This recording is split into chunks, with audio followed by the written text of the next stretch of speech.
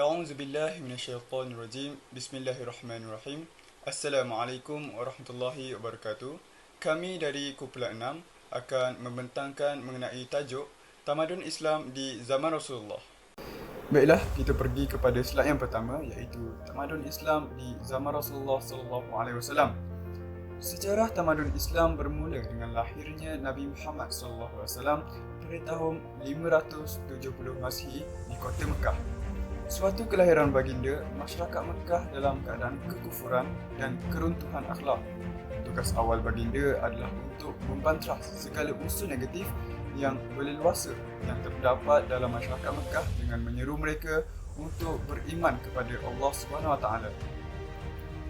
Nabi Muhammad SAW adalah manusia yang kebal dari segala pengaruh maksiat dan kezaliman yang berleluasa dalam masyarakat Mekah pada ketika itu.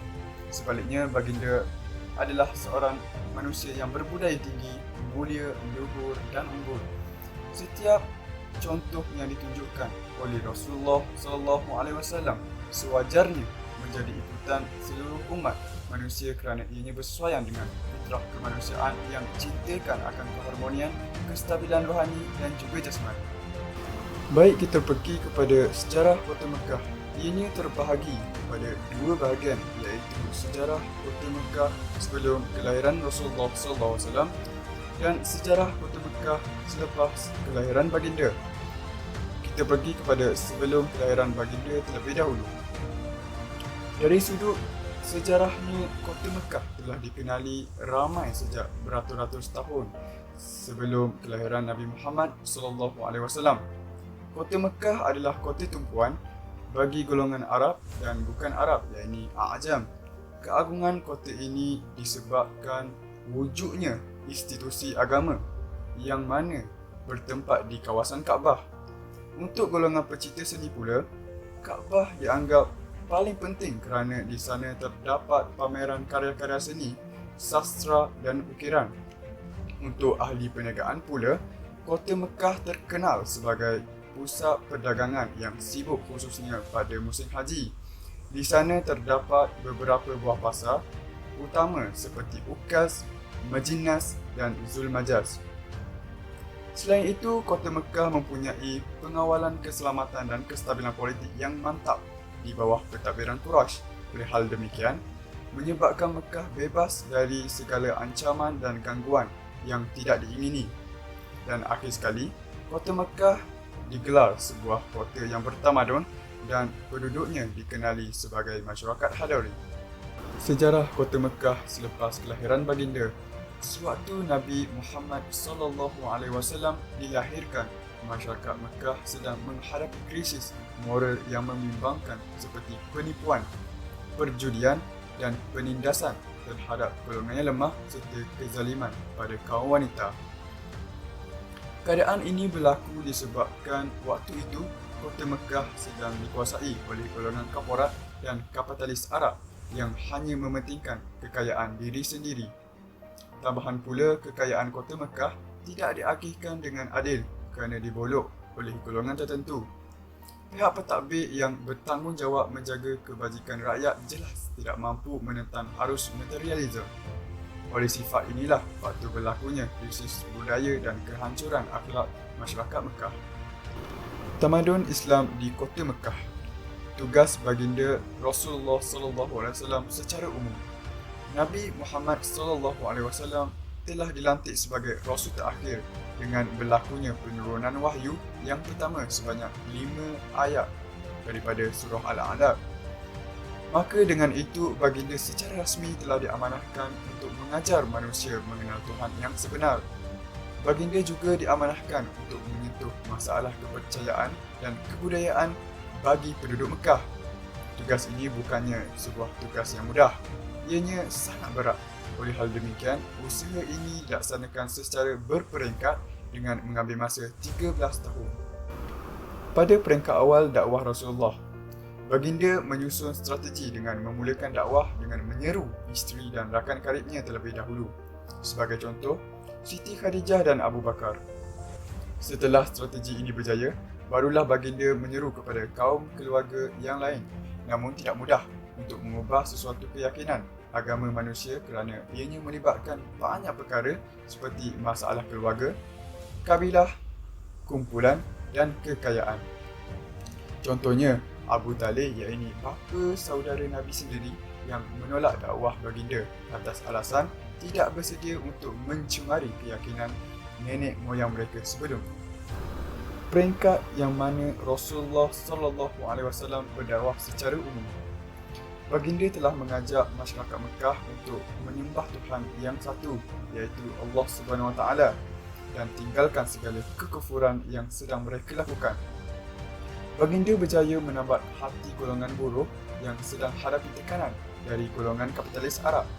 Selain itu, terbentuklah komuniti kecil umat Islam di kota Mekah, lantas dapat melaksanakan penerapan nilai-nilai murni Islam. Oleh itu, baginda berjaya menghasilkan institusi pendidikan Islam pertama bertempat di kediaman Arqam bin Abi Al-Arqam. Pelajar yang belajar di sana diajar oleh Rasulullah SAW, kemudian menjadi seorang pendakwah. Golongan-golongan ini digelar sebagai As-Sabiqun Al-Awwalun. Seterusnya kita akan melihat pada peristiwa Isra' dan Mi'raj. Peristiwa ini berlaku pada malam Isnin bersamaan 27 Rejab 922 Masihi. Peristiwa yang sangat luar biasa ini telah dilalui oleh baginda Nabi Muhammad SAW pada tahun ke-11 Persulian baginda. Peristiwa ini berlaku setahun sebelum Nabi Muhammad berhijrah ke Yathrib. Situasi di mana baginda dibawa oleh Allah SWT dari Mekah ke Baitul Maqdis dan dari sana dinaikkan ke langit hingga Sidratul Muntaha serta pulang ke Mekah dalam satu malam sahaja. Walaupun umat Islam telah diuji dengan berbagai bentuk cabaran, sama ada dalam bentuk fizikal atau bentuk tekanan ekonomi dan sosial, dan tidak kurang penyiasat mental oleh kaum Quraisy dapat diatasi oleh umat Islam Mekah. Namun, peristiwa Isra' Mi'raj ini ternyata terdapat umat Islam yang berasa bingung kerana terlalu luar biasa bentuknya, kecuali Abu Bakar yang menerimanya dengan tenang tanpa persoalan. Hal ini kerana beliau mempercayai skala wahyu yang diturunkan oleh Allah SWT kepada baginda Nabi Muhammad. Peristiwa Isra' Mi'raj ini bagi umat Islam Mekah merupakan persediaan terakhir untuk mereka bagi melengkapkan diri sebelum berhijrah ke Madinah. Kerana di sana nanti mereka akan berhadapan dengan golongan Yahudi yang mempunyai pegangan tertentu dalam agama, yang mana keadaannya jauh berbeza dengan musyrikin Mekah yang tidak mempunyai asas yang kuat dalam agama. Kerana apa yang dipertahankan oleh musyrikin Mekah hanyalah adat resam nenek moyang mereka sahaja. Perjanjian Aqabah. Perjanjian ini merupakan reformasi tauhid dan akhlak yang dibawai oleh baginda Nabi Muhammad SAW dan pengikut-pengikut setia baginda yang akhirnya merebak ke seluruh semenanjung tanah Arab dan mula diminati oleh orang luar yang datang mengerjakan haji di Makkah. Penduduk Yathrib menerima berita agama baru yang dibawa oleh baginda Nabi Muhammad SAW dengan hati yang terbuka dan positif, serta bersedia untuk menghantar satu delegasi bagi menemui baginda Nabi Muhammad. Delegasi tersebut terdiri kepada dua tahap pertemuan. Delegasi pertama terdiri kepada 12 orang dan delegasi kedua terdiri daripada 73 orang. Pertemuan tersebut diadakan di Bukit Aqabah yang akhirnya membawa kepada suatu ikatan perjanjian bagi kedua belah pihak. Perjanjian Aqabah pertama yang berlaku pada tahun 921 Masihi menjelaskan prinsip-prinsip agama dan akhlak Islamiah. Nabi Muhammad SAW memberi tempoh masa selama 1 tahun kepada mereka untuk mengkaji segala peraturan agama Islam dan berbincang terlebih dahulu dengan masyarakat Yathrib sama ada boleh menerima segala peraturan agama yang dibawa oleh Nabi Muhammad sebelum keputusan muktamad diambil. Perjanjian Aqabah kedua yang berlaku pada tahun 922 Masihi menyentuh soal kerjasama yang dimeterai setelah kedua-dua belah pihak bersetuju atas segala butiran yang terdapat dalam perjanjian tersebut. Dari sudut tamadun, perjanjian Aqabah mencerminkan suatu prosedur perbincangan dan perjanjian yang paling menarik yang ditunjukkan oleh baginda Nabi Muhammad SAW dengan mengambil 2 tahap pertemuan sebelum perjanjian dimeterai. Tamadun Islam di Madinah. Penghijrahan Nabi Muhammad SAW ke Yathrib pada 622 Masihi merupakan babak kedua dalam sejarah Islam. Zaman Mekah dianggap zaman pemunculan akidah dan pembersihan akhlak, manakala zaman Madinah adalah zaman pelaksanaan syariat ilahi mengikut yang tercatat dalam Al-Quran. Untuk tujuan ini, Nabi Muhammad SAW telah menyusun suatu program yang lengkap bagi mengubah suai semua struktur masyarakat Yathrib agar dapat diterima oleh semua kalangan dalam pelbagai aspek. Pertama sekali, kita akan melihat pada aspek membentuk komuniti ummah. Program pertama yang dilaksanakan oleh Nabi Muhammad SAW sebaik tiba di Yathrib adalah bagi mendekatkan jurang pertentangan di antara golongan Aus dan Khazraj yang merupakan dua golongan Arab yang sentiasa dalam keadaan ketegangan. Usaha yang dilakukan adalah dengan menempatkan orang Muhajirin di rumah orang Ansar, Aus dan Khazraj sebagai keluarga angkat. Di samping itu, Nabi juga turut membina sebuah masjid yang kemudiannya dikenali dengan nama Masjid An-Nabawi. Masjid ini menjadi pusat segala aktiviti bagi umat Islam sama ada berbentuk keakhiratan atau keduniaan. Setelah Nabi Muhammad SAW benar yakin dengan hubungan perpaduan di antara kaum Aus, Khazraj, Muhajirin dan lain-lain telah terjalin dengan baik dan kedudukan umat Islam benar-benar bantap di bawah payung ukhuwah Islamiyah, maka Nabi Muhammad cuba pula menghulurkan bantuan persahabatan dan kerjasama dengan golongan Yahudi. Cadangan Nabi Muhammad SAW adalah bagi mewujudkan suatu masyarakat majmuk yang bersatu menjadi kenyataan apabila serangan tersebut diterima oleh golongan Yahudi. Dengan itu, lahirlah sebuah masyarakat majmuk yang terdiri daripada pelbagai kaum dan agama yang memakai satu rupa bangsa yang dikenali sebagai ummah. Nabi Muhammad SAW mengambil keputusan untuk menukarkan nama Yathrib kepada Madinah. Penukaran nama tersebut mendapat sambutan positif dari seluruh masyarakat tanpa sebarang bantahan. Nama baru yang disahkan dan dimeteraikan dalam dokumen perjanjian yang dikenali sebagai Perlembagaan Madinah atau Sahifah Al-Madinah. Seterusnya, kita melihat pada enakmen Perlembagaan Negara. Penyusunan semula masyarakat Madinah oleh Nabi Muhammad berjalan dengan lancar. Proses pengukuhan bagi mengikat setiap rakyat agar sama-sama berjuang bagi memaju dan mempertahankan negeri Madinah disusun dengan teliti.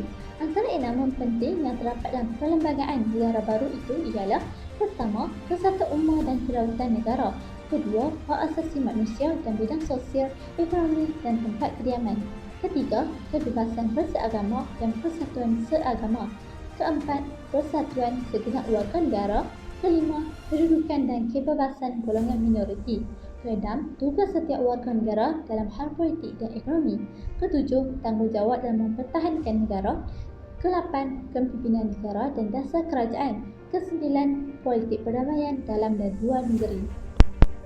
Kemudian kita melihat kepada aspek sistem politik Madinah. Sebelum penghijrahan Nabi, Yathrib merupakan sebuah kawasan perkampungan yang didiami oleh kumpulan kaum yang terdiri dari Arab dan Yahudi. Majoriti penduduk khasnya Arab menjalankan kegiatan pertanian dan peternakan, manakala Yahudi memonopoli bidang perniagaan.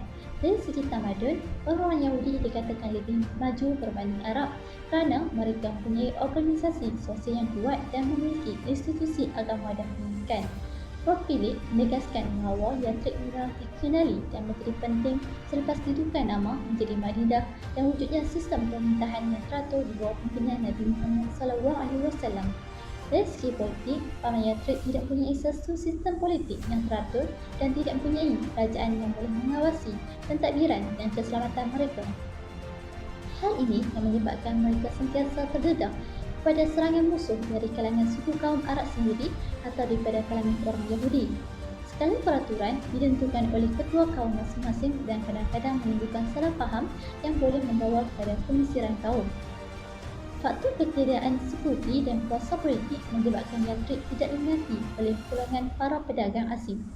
Hal ini kerana kebiasaannya pada para pedagang tidak berminat bagi melabur bagi negeri-negeri yang mempunyai risiko tinggi dalam aspek keselamatan dan mempunyai pentadbiran yang tidak menentu. Selepas Nabi Muhammad SAW berjaya mendukuhkan kerajaan Madinah, para pedagang mula menukar haluan perniagaan ke Madinah yang sebelumnya tertumpu di Mekah.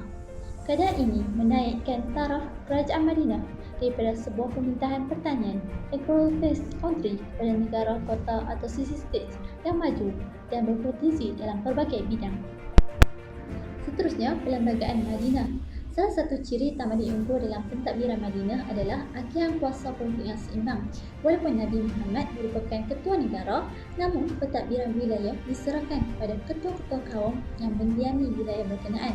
Ketua dikenali sebagai nakib dan mereka dibantu oleh seorang timbalan dan dikenali sebagai arif. Untuk tujuan pentadbiran, sebuah dewan pentadbiran sekhifah disediakan. Menurut Prof. Amirullah, 20 tanah jajahan yang diperintah secara berasingan oleh nakib yang dilantik oleh Rasulullah. Mereka diberi kuasa penuh untuk mentadbir wilayah mereka, di mana mereka bertanggungjawab dalam memajukan wilayah itu sama ada dalam sektor ekonomi, perniagaan, pendidikan maupun sosial. Mereka juga diberikan hak untuk melindungi kaum mereka dari sebarang penganiayaan oleh kaum lain kecuali yang melakukan kesalahan menjadi musuh negara atau ejen pada musuh negara. Pemerintah pusat akan campur tangan apabila terdapat perkara yang tidak dapat diselesaikan oleh nakib atau pemerintah wilayah tersebut. Dalam hal ini, pemerintah akan menggunakan budi bicara serta kebijaksanaannya dalam menyelesaikan sesuatu pertikaian sekiranya tidak terdapat hukum yang jelas di dalam Al-Quran. Melihat kepada sistem politik yang digunakan itu, maka Madinah boleh dianggap sebagai sebuah negara bersekutu atau Federation of Madinah. Seterusnya ialah sektor ekonomi. Dalam rangka pengukuhan ekonomi penduduk Madinah, Rasulullah SAW tidak hanya menumpukan perhatian kepada sektor pertanian sahaja, malah menggesa mereka juga dalam bidang perniagaan, perdagangan, pembuatan dan perindustrian. Selain daripada itu, baginda telah mendirikan pasar khas untuk melatih dan memberi peluang kepada umat Islam berniaga dan bagi menentukan orang Islam tidak tersisih dalam persaingan perniagaan. Antara tindakan baginda adalah untuk menseimbangkan sektor perdagangan yang dimonopoli oleh orang Yahudi pada ketika itu. Institusi pasar yang telah diasaskan oleh Nabi Muhammad SAW bukan hanya sekadar untuk menampung dan menambah pendapatan per kapita penduduk, tetapi lebih merupakan industri dan orientasi perniagaan yang sah dalam Islam. Sebarang bentuk penipuan, spekulasi, eksploitasi dan perbuatan yang boleh mengelirukan pemilik adalah dilarang. Nabi Muhammad SAW adalah sebagai pengawas dan bertanggungjawab untuk memelihara institusi pasar berjalan dengan lancar. Baginda SAW telah diceritakan sejak kecil pernah terlibat dalam perniagaan iaitu bersama bapa saudaranya iaitu Abu Talib ke Syam dan bersama isterinya iaitu Siti Khadijah. Aktiviti ini telah dilakukan oleh baginda sehingga baginda dilantik menjadi Rasul pada tahun 610 Masihi. Antara objektif ekonomi dalam Islam adalah untuk mencapai keridaan Allah Subhanahu Wa Taala. Seterusnya kita masuk pula kepada sektor pendidikan. Proses peningkatan tamadun umat Islam di Madinah diteruskan lagi oleh Nabi Muhammad SAW dengan memperbanyakkan institusi pendidikan. Ini dilakukan dengan membina masjid-masjid di sekitar Madinah dan seluruh masjid berfungsi sebagai pusat aktiviti pendidikan dan pembelajaran di samping kegiatan-kegiatan yang lain. Dengan wujudnya institusi ini, komuniti Madinah, khususnya golongan Arab, berpeluang untuk mempelajari ilmu agama dengan lebih mendalam. Proses pendidikan di Madinah adalah peringkat awal. Sebahagian besar penduduk tidak tahu menulis dan membaca. Sebelum perhijrahan Nabi Muhammad SAW, mereka hanya banyak menghabiskan masa dengan kegiatan ternakan dan pertanian kerana ini adalah merupakan tradisi turun-temurun. Langkah pertama yang telah diambil oleh Nabi Muhammad SAW dalam proses pendidikan adalah untuk memberi penekanan dalam soalan membaca dan menulis. Proses ini dilakukan dengan menukarkan hukuman denda yang dikenakan oleh tawanan perang Badar yang tidak mampu menjelaskannya dengan wang untuk membayarnya dengan mengajar anak-anak orang Madinah. Proses pendidikan ini merupakan suatu peningkatan ke arah pembinaan intelektualisme dalam kalangan umat Islam dan meningkat suatu tahap ke suatu tahap yang lain hingga Madinah muncul sebagai pusat pengajian terpenting dalam dunia Islam. orang Madinah sudah mampu bersaing dengan orang Yahudi yang beratus tahun mengenali alam pendidikan. Kecekapan mereka dalam memahami dan menggarap ilmu yang telah diajar di institusi pendidikan memang mengagumkan. Dalam masa yang singkat, mereka muncul sebagai intelektual berwibawa dan bidang golongan ini dikenali sebagai pelopor. Seterusnya ialah hubungan luar dan diplomasi. Pada pertengahan tahun 628 Masehi, sekembalinya daripada Hudaybiyah, Nabi Muhammad SAW telah menghantar 6 orang wakil iaitu Amr bin Umayyah, Dihyah bin Khalifah, Abdullah bin Hudzaifah, Hatib bin Abi Balta'ah, Syuja' bin Wahb dan Salib bin Amr untuk menghantar surat bangidah kepada Raja Rom, Raja Parsi, Raja Najasyi, Raja Mawqaqis, putera Al-Harith bin Abi Shurm dan Hawlah bin Ali. Surat baginda yang membawa mesej tauhid itu diterima dengan baik oleh sebahagian daripada raja-raja tersebut dan dibalas dengan hadiah yang menggembirakan. Tetapi ada juga yang menolak dengan kasar dan biadab. Sedangkan yang diambil oleh baginda sungguh bijaksana, bukan sahaja dapat mengiklankan Islam, malah memperkenalkan kekuasaan Madinah. Tindakan ini juga tidak menggalakkan pemaksaan dalam menyebarkan agama, malah mencadangkannya dengan cara hikmah, bermoral dan rasional. Dari sudut hubungan luar pula, pemerintah Madinah tidak ada tujuan pemusuhan antara mana-mana kuasa kecuali Makkah dan orang yang bersekutu dengannya. Akhir sekali ialah masyarakat Madani. Dalam masa satu dekad, Madinah telah wujud sebagai sebuah bandar utama yang memiliki semua ciri kemajuan yang diperlukan oleh manusia yang bertamadun.